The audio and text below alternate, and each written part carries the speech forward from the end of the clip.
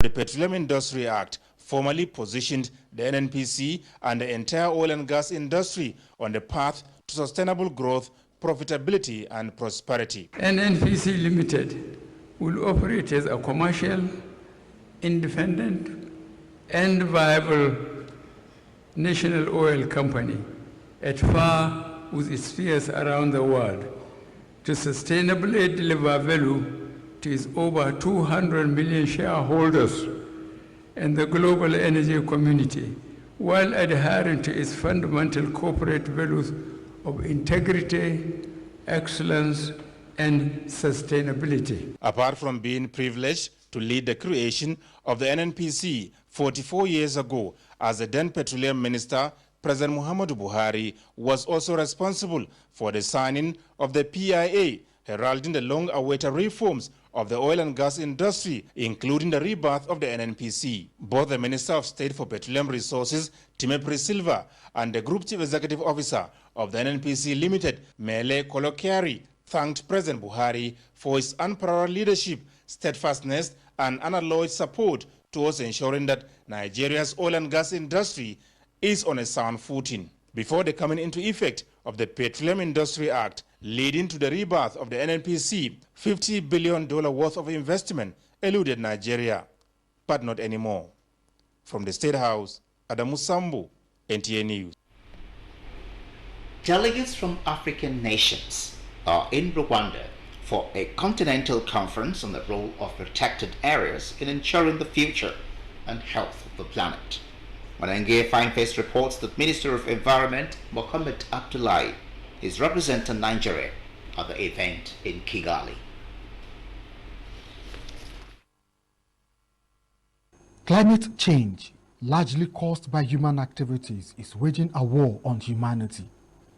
Extreme climatic events, including heat waves and rainstorms, are scorching parts of the world and, at the same time, washing off lives and livelihoods across the globe. It is common knowledge that although Africa contributes the least to carbon emissions, it is among the worst hit by climate change events.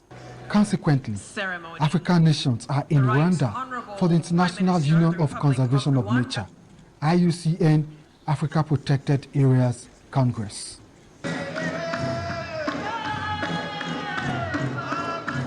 We have the most beautiful rivers, forests, mountains, and a variety of wildlife that can only be found on this continent. The more we manage them for the benefit of people and nature, the more we will build a future where everyone, human and animal, thrives. This Congress is a build-up to the Conference of the Parties, COP15 summit in December, when global leaders are aiming to adopt a much-delayed pact to shield nature from the damage wrought by human activity. Onengiye Fineface, NTA News. The Monetary Policy Committee meeting of the Central Bank of Nigeria has decided to raise monetary policy rate by 100 basis points from 13% to 14%. This was disclosed by Governor of the Central Bank of Nigeria, Godwin Emefiele, at the end of the 4th Monetary Policy Committee meeting for the year 2022. The committee retained the asymmetric corridor at plus 100 and minus 700 basis points around the MPR, as well as cash reserve ratio at 27.5% and liquidity ratio at 30%. Ogun State Government has inaugurated a contributory pension scheme review committee and another committee to oversee consequential adjustments in pensions paid to retirees in the state. The state government also reiterated its commitment to solving all lingering issues related to deductions within the next few months. Inaugurating a committee set up by Governor Nta Abeokuta at the Governor's Office, Nta Abeokuta, the Secretary to the State Government, Mr. Tokunbo Talabi, said the two committees should be dispassionate and allow reason to prevail in their deliberations and submissions on the way forward for labor-government relationship. The government theme for the Contributory Pension Scheme Review Committee includes the Permanent Secretary, Ministry of Finance, Alhaji Hassan Adekunle as Chairman, and the Director, Planning, Research and Statistics, State Pension Board, Mr. Babajide Makjo, who will act as Secretary, while the Organized Labour's team is headed by the Chairman of Trade Union Congress, Comrade Lasisi Akim, and other labour leaders. Ogun State Governor Nta Abeokuta has appointed liaison officers in each of the 20 local government areas of the state. A statement in Abeokuta by the Governor's Chief Press Secretary, Kole Shomori, says the appointments are made in furtherance of the administration's inclusive approach to governance, boosting the Building Our Future Together agenda and deepening democracy. The statement adds that the development is also to improve local government administration and bring governance closer to the grassroots.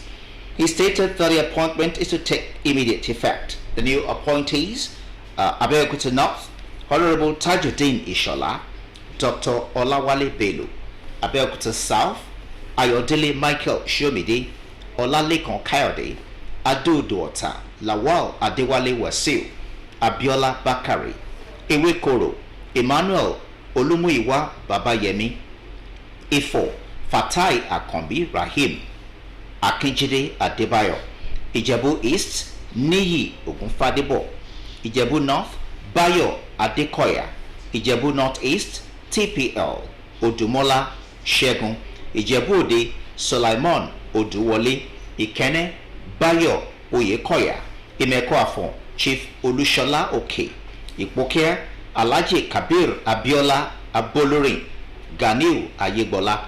Others are Obafemi Owode, Mustafa Fatai, Odeda Semiu Bola Lawal, Odogbolu Obafemi Onakoya, Tunde Dia, Ogun Waterside, Okuwoga Adeyinka; Remo North, Abiola Ogundeko; Shagamu, Honorable Benga Banjo Barua; Bello Adeshino Aziz Aroli; Yewa North, David Tunde Bankole, Alhaji Lukman Akinyemi; Yewa South, Akim Adenle Obanla, and Tunji Idowu. Nigerian youths have been advised to shun social vices like kidnapping, robbery, cultism, and other violent behavior that can lead them to the path of destruction. Force Public Relations Officer CSP Olumuyiwa Adejobi stated this in his lecture at the 2022 Federal College of Education, Oshiele Abeokuta Public Lecture. Speaking on the topic, Insecurity and Get-Rich-Quick Syndrome, the implication for Nigerian society, the Force PRO decided the craze for wealth and material possessions among youths and called on relevant stakeholders to play their parts effectively in curbing the menace to evolve a better society. Muyiwa Omomi reports that the guest speaker also stressed the need for Nigerians to be more committed to the affairs of God. Details will come your way in our subsequent bulletin. You're tuned to Channel 12 News on Nta Abeokuta. More news after this time out. Please stay.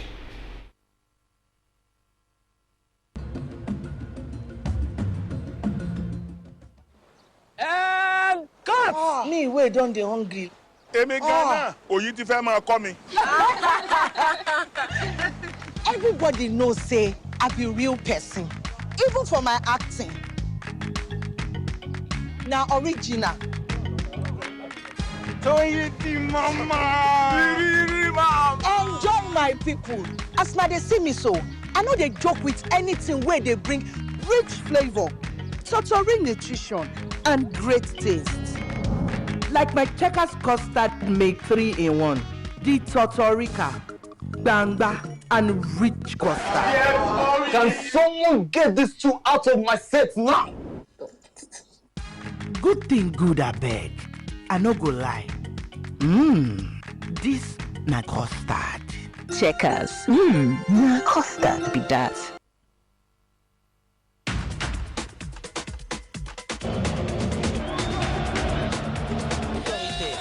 The power, the performance, concentrated power, Concentrated Performance, the partnership of Concentrated Power. So Clean, the official regional partner of Paris Saint-Germain.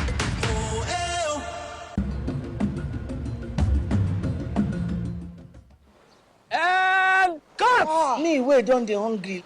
Èmi Ghana, oyin ti fẹ́ máa kọ́ mi. Everybody knows, say, I be real person. Even for my acting. Now, original. Enjoy my people. As now they see me so, I know they joke with anything where they bring rich flavor, total nutrition, and great taste. Like my Checkers custard make 3-in-1, the Totorica, Banga, and rich custard. Can someone get these two out of my set now? Good thing good, I beg. Thanks for staying. Over 38,000 buildings in Ogun State have been captured for proper enumeration in an ongoing trial census which began on Wednesday, July 13, 2022. Our correspondent, Tokwe Alabi, reports that residents are cooperating with about 768 enumerators engaged by the NPC for the success of the exercise ahead of the 2023 National Population and Housing Census. Imekwafon is one of the 6 local government areas in Ogun State earmarked by the federal government for the ongoing trial census, which is to test the instruments procured by the National Population Commission ahead of the 2023 National Population and Housing Census. The residents, while expressing gratitude to the federal government for the exercise, said such a step will ensure that the real census in 2023 is successful for Nigeria to have accurate census. We believe when they have the record, they will have a very good program for us. The enumerators, while appreciating the residents for their cooperation, say the exercise requires attention and commitment. It has been going on really well.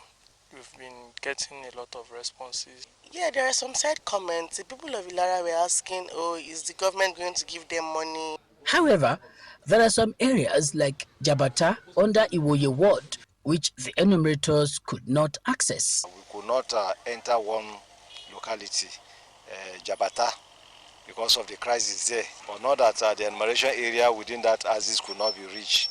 Most of the houses have been numbered and households have been listed with expectations that proper enumeration will commence soon. From Ilara, Imekwafon, Tokwe Alabi, NTA News. The 2 chambers of the National Assembly suspended plenary Tuesday in honor of a deceased member of the House of Representatives, Jude Ise Idehe. House Speaker Femi Gbajabiamila, while announcing the demise of the late lawmaker of the first day of plenary after the summer break, described him as a committed legislator who worked tirelessly for the benefit of his constituents and other Nigerians. Jude Ise Idehe, until his demise, represents Ego, Ikpoba, Oka Federal Constituency of Edo State. Aged 52, he died on the 1st of July 2022, leaving behind a wife and 3 children. In solidarity with the House of Representatives, the Senate also suspended its business of the day in honor of the late member. The Nigerian Bar Association is raising an advocacy on ways of improving sports law and practice in Nigeria. The outgoing president of the largest bar in Africa, Olumide Apata, canvassed this position at the launch of a book on sports law and practice, authored by a lecturer in the Nigerian Law School, Emmanuel. Sports law and practice is an area of law in Nigeria that is still evolving with scanty legislations. The law is what guides human interactions, otherwise anarchy sets in, resulting in mistrust. With the contractual agreements involved in sports, the sector is bound to evolve its own laws to ensure fair play. The development spurred the author, Dr. Emmanuel Oluwoloni, to write the 550-page book divided into 7 parts with 22 chapters. The book is a pioneer effort on sports law and practice in Nigeria. We do have some sports law practitioners. We just need material like this to galvanize that area.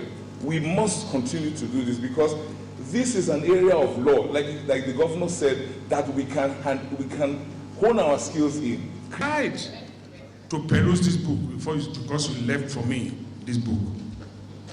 And I don't think I have more to add than to adopt what the book reviewer has said. Some legal practitioners are of the view that the available legislations are not in tandem with recent global development. In part 2, I examined the economic aspect of sport because all over the world today, the sport industry is contributing massively to the GNP and creating employment directly or indirectly in millions. This book has given a new impetus to the need to promote sports law and practice in Nigeria. The book stresses the need for sports tribunal to handle matters relating to sporting activities in Nigeria. In Abuja, Dele Atumbi, NTA News. That concludes Channel 12 News on Ayala. Alogo. Good evening.